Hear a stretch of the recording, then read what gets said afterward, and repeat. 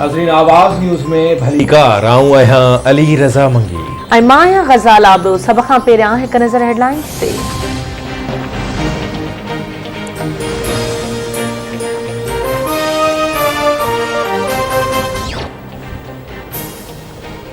सिंध जे लाॻीतो दाहिण बावजूद parliamentary committee पाणीअ जी विर्छ मुआहिदे तहत कराइण में नाकाम।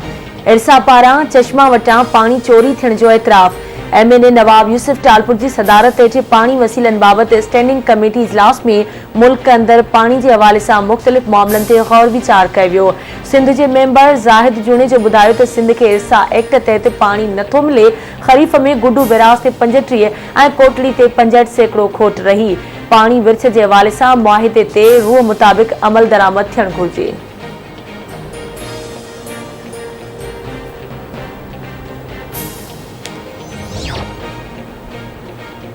बलूचिस्तान के मुख्तलिफ इलाक़नि में आयल ज़िलज़िले तबाही मचाए छॾी। कोयटा, सिबी, हरनई, पशीन, क़िला सैफुल्ला, चमन, ज़ियारत ऐं ज़ोब समेत केतिरनि इलाइक़नि में ज़िलज़िले सबबि केतिरियूं इमारतूं ड्रही पट पइजी वियूं। फौतुनि जो अंग 45 थी वियो। 300 खां वधीक माण्हू ज़ख़्मी। ढेर हेठां अञा बि केतिरा ई माण्हू फाथल। पाक फ़ौज, लेवीज़ एहलकार ऐं रज़ाकार रेस्क्यू ऑपरेशन में रुधल। ज़िलज़िले ऐं जाबलू छिपू किरण सबबि केतिरा ई रोड बि बंदि थी विया। रोडनि जी बहालीअ लाइ इमदादी कार्रवायूं जारी। ISPR मूजिबि पाक फ़ौज जा जवान ज़िलज़िले मुतासिर इलाइक़े हरनई में सिविल इंतज़ामिया जी रेस्क्यू ऑपरेशन में मदद करे रहिया आहिनि। सख़्त ज़ख़्मियुनि खे हेलीकॉप्टर वसीले कोयटा पहुचायो वियो। मुतासिरनि खे महफ़ूज़ हंधनि ॾांहुं मुंतक़िल करण जो सिलसिलो बि जारी।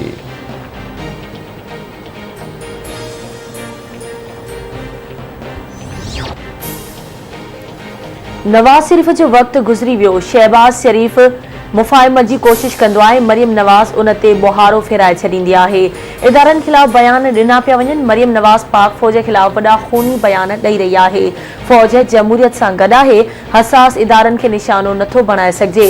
पाक फ़ौज क़ौमी ज़िम्मेवारियूं बहितर अंदाज़ में निभाए रही आहे। हुकूमत जी मदद करणु फ़ौज जी ज़िम्मेवारी में शामिल आहे। पेंडोरा पेपर्स में जेके बि मुलविस हूंदा उन्हनि ख़िलाफ़ कार्रवाई थींदी। वज़ीर आज़म ज़िम्मेवारनि ख़िलाफ़ इंक्वायरी जो चई चुको आहे। वफ़ाक़ी घरू वज़ीर शेख रशीद जी लाहौर में press conference. PP chairman Bilawal Bhutto Zardari चयो आहे त नायब चेयरमैन जे मुलाज़मती मुद्दे में वाद न रुगो गैर क़ानूनी आहे पर उहा बदनीयतीअ ते ॿधल आहे। पेंडोरा पेपर्स खां पोइ ख़ासि तौर ते हुकूमत पाण खे एहतसाब खां बचाइणु चाहे थी। सिलेक्टेड हुकूमत वज़ीर आज़म ऐं हुन जे ख़ानदान तोड़े साथियुनि खे एहतसाब खां छूट ॾींदी।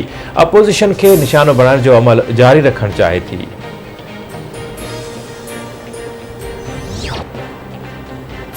नून लीग जे सीनियर नायब सदर ऐं अॻूणे वज़ीर आज़म शाहिद ख़ाक़ान अब्बासी चयो आहे त नेब चेयरमैन पाकिस्तान एहतिसाब लाइ न पर इमरान ख़ान लाइ नौकरी कंदो आहे। नेब ऑर्डिनेंस कारो कानून आहे। मसइलनि जो बुनियादी कारण नेब कानून ऐं उन जो चेयरमैन आहे। नेब ऑर्डिनेंस ज़रिए हुकूमत पाण खे इनारो जारी करे छॾियो आहे। हुकूमत वाज़े करे छॾियो आहे त काबीना जे फ़ैसिलनि ते का पुछा ॻाछा नथी थी सघे। ईंदड़ चूंडुनि में तहरीक इंसाफ़ नज़र न पई अचे। क़ानून साज़ी करणी आहे त असेंबलियुनि में करियो। वफ़ाक़ खे क़ानून साज़ी करणी आहे त अवाम जे भलाईअ लाइ करे। 3 वफ़ाक़ी वज़ीरनि जूं ऑफशोर कंपनियूं आहिनि। उन्हनि खे उहिदा छॾणु घुरिजनि। वॾे वज़ीर मुराद अली शाह जूं इस्लामाबाद में एहतसाब अदालत ॿाहिरां मीडिया सां ॻाल्हियूं। चवे थो वफ़ाक़ी वज़ीर उहिदनि खे छॾे अदालतुनि में पेश थियनि। जॾहिं ऑर्डिनेंस आयो त उन करे कमेंट करे सघिजे थो।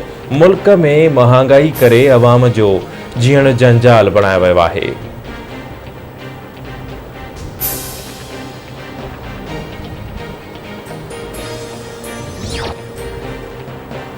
वफ़ाक़ी वज़ीर असद उमर चयो आहे त नेब ऑर्डिनेंस में तरमीम ज़रूर हूंदी ऐं उहो ऑर्डिनेंस एनारो नाहे।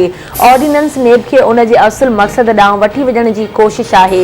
नेब उन करे ठहियो हो त हिकु आज़ादु इदारो हुजे जेको हुकूमत ते चेक एंड बैलेंस रखी सघे।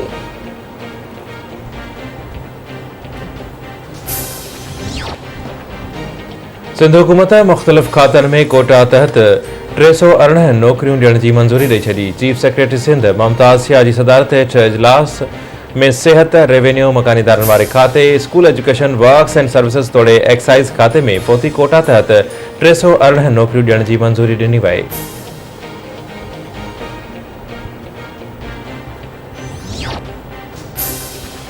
पाणी जे मामले ते सिंध ऐं वफ़ाक़ हिकु भेरो ॿीहर आम्हूं साम्हूं।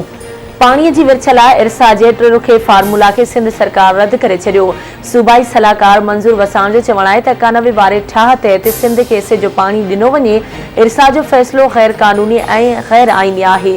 सिंध 28% पाणी जी खोट छो बर्दाश्त करे, ॿिया सूबा छो नथा बर्दाश्त कनि। इरसा, पंजाब ऐं वाबडा सिंध जो ज़रई पाणी चोरी करण में मुलविस आहिनि। सिंध जे समूरनि स्कूलनि में फर्नीचर जी खोट आहे। गुज़िरियल 11 सालनि दौरान फर्नीचर नाहे ख़रीद कयो वियो। फर्नीचर जी ख़रीदारी डिवीज़न सतह ते कई वेंदी। 2 या 4 महीननि में फर्नीचर जी खोट ख़तमु कई वेंदी। नयुनि भर्तियुनि खां पोइ उस्तादनि जी खोट ख़तमु थी वेंदी। भर्तियुनि जे मामले ते कंहिं बि जाइ तां शिकायत नाहे मिली। तालीम वारे सूबाई वज़ीर सरदार शाह जो लाड़काणे में मीडिया सां ॻाल्हियो।